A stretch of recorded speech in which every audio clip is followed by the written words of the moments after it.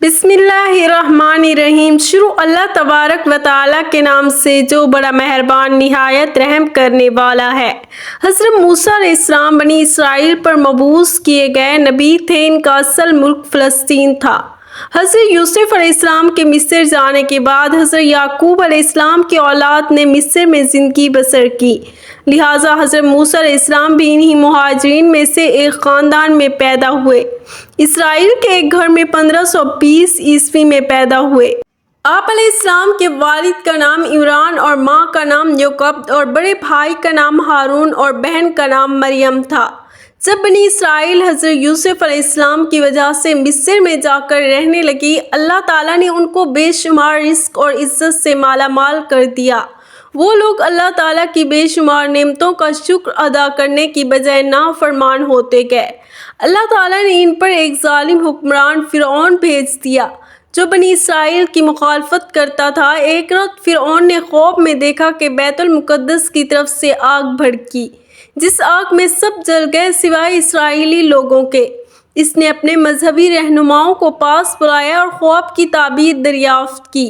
انہوں نے کہا کہ بنی اسرائیل میں ایک لڑکا پیدا ہوگا جو آپ کی حکومت کو جڑ سے ختم کر دے گا۔ یہ بات سن کر فرعون کو اپنی سلطنت کی فکر ہونے لگی۔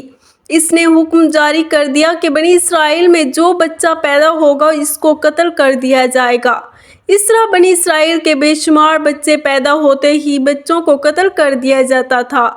فرعونیوں کو یہ ڈر ہونے لگا اگر سارے اسرائیلی بچے مار دیے جاتے رہے تو پھر اسرائیلی غلام ختم ہو جائیں گے۔ اس کے بعد فرعون نے اپنے علماء کے کہنے پر ایک یہ حکم جاری کیا کہ 1 سال بچوں کو قتل کر دیا جائے اور 1 سال بچوں کو زندہ چھوڑ دیا جائے۔ چنانچہ تاعداد کے سالوں میں پیدا ہونے والے بچوں کو زندہ چھوڑ دیا جاتا اور فرعون کے حکم کی تعمیل شروع ہو گئی۔ جس سال بچوں کو زندہ چھوڑا جاتا تھا اس سال حضرت ہارون علیہ السلام پیدا ہوئے۔ جس سال بچوں کو مارنے کا حکم جاری کیا گیا اس سال حضرت موسیٰ علیہ السلام پیدا ہوئے۔ حضرت موسیٰ علیہ السلام نے فرعون کے خلاف جدوجہد کی جس کی مثال آج تک نہیں ملتی۔ آپ علیہ السلام فرماتے ہیں کہ ظالم کے خلاف جب تک جہاد کرو گے اللہ تعالیٰ اس وقت تک ہماری مدد کرتا رہے گا۔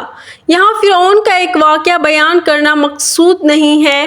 یہ سبھی جانتے ہیں کہ کس طرح حضرت موسیٰ نے کلمہ حق بلند کیا اور فرعونیوں کو نیست و نابود کیا۔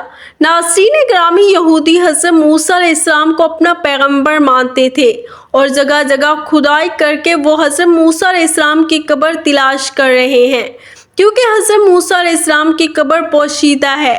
حضرت موسیٰ علیہ السلام کہاں دفن کیے گئے اس بارے میں مختلف روایات ملتی ہیں۔ ایک روایت کے مطابق حضرت موسیٰ علیہ السلام کی قبر مصر میں اور شام کے ایک میدان تیہ میں ہے جس کو وادی تیہ اور وادی سینا بھی کہتے ہیں۔ ایک اور روایات میں ہے کہ حضرت موسیٰ علیہ السلام میدان تیہ سے گزر رہے تھے کہ حضرت موسیٰ علیہ السلام نے اللہ تعالیٰ سے دعا کی اور اپنی قوم کو بھی یہی ترغیب دی کہ مجھے بیت المقدس میں دفن کرنا۔ قصص الانبیاء میں حضرت موسیٰ علیہ السلام کی موت کا ذکر اس طرح پایا جاتا ہے کہ آپ علیہ السلام فرشتوں کی ایک جماعت کے پاس سے گزر رہے تھے۔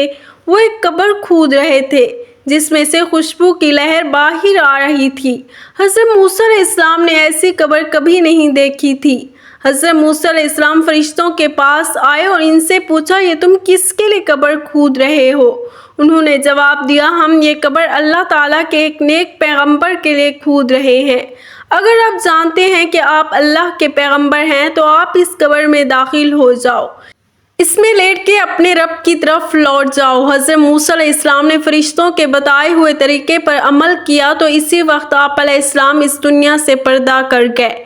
اس طرح فرشتوں نے آپ علیہ السلام کی نماز جنازہ ادا کر کے آپ علیہ السلام کو دفن کر دیا۔ طبری میں بیان کیا گیا ہے کہ حضرت موسیٰ علیہ السلام کی قبر بیت المقدس میں واقع ہے۔ حضرت ابن عباس رضی اللہ عنہ سے مروی ہے کہ اللہ تعالیٰ کے پیغمبر حضرت موسیٰ علیہ السلام کی قبر کے بارے میں اللہ تعالیٰ کے سوا کسی کو کچھ علم نہیں ہے۔ اللہ تعالیٰ کے آخری نبی حضرت محمد صلی اللہ علیہ وسلم نے اس قبر کے بارے میں کسی کو کچھ نہیں بتایا ہے۔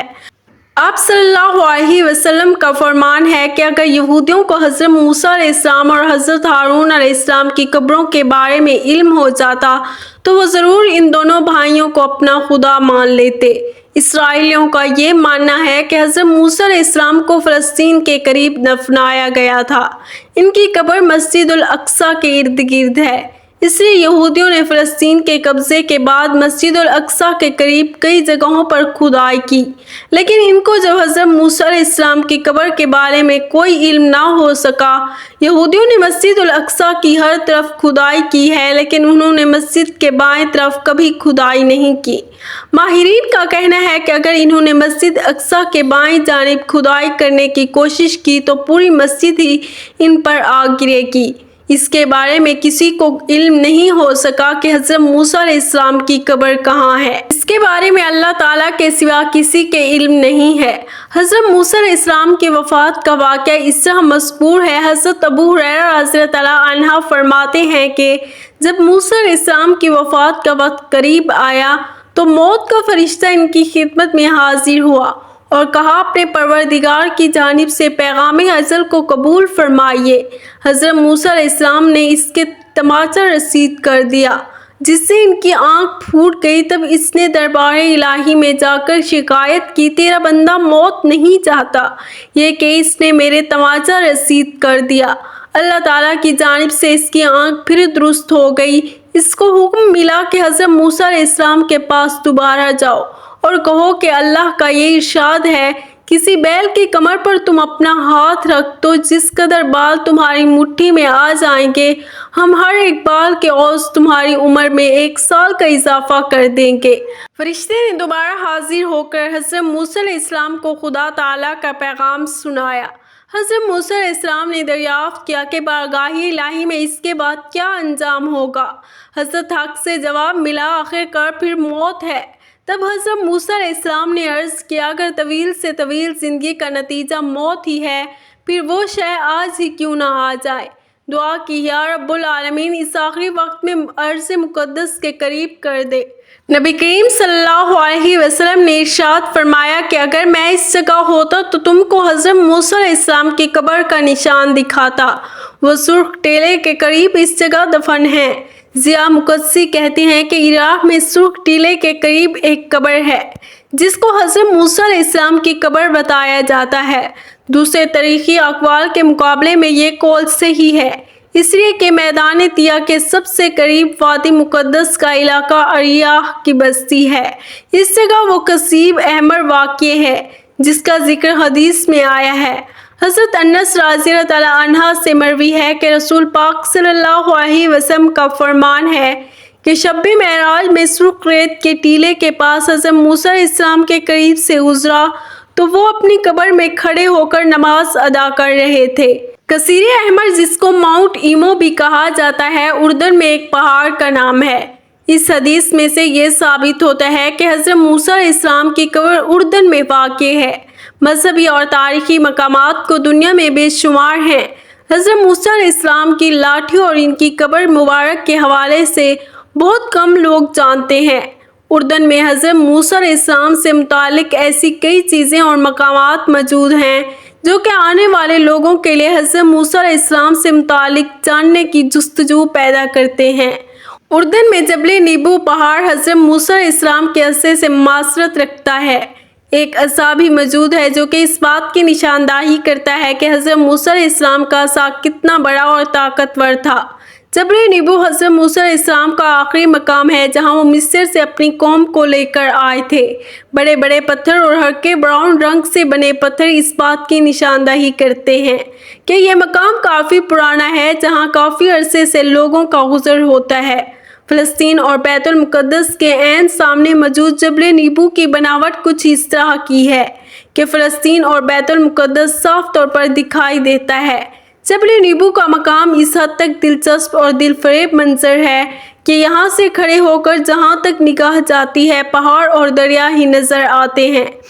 اردن اور فلسطین کے آس پاس کے مقامات یوں بھی اسلامی طور پر کافی اہمیت کے حامل ہیں۔ آسمان پر چھائے بادل، پہاڑوں پر موجود سبزہ، محسوس کی جانے والی فضا اس بات کی طرف اشارہ کرتی ہے کہ اس مقام کی اہمیت کئی گنا زیادہ ہے۔ حضرت موسیٰ علیہ السلام کی قبر سے متعلق کہا جاتا ہے کہ ان کی قبر اس علاقے میں کہیں موجود ہے، لیکن کسی کو نہیں معلوم کہ قبر کا مقام کہاں واقع ہے۔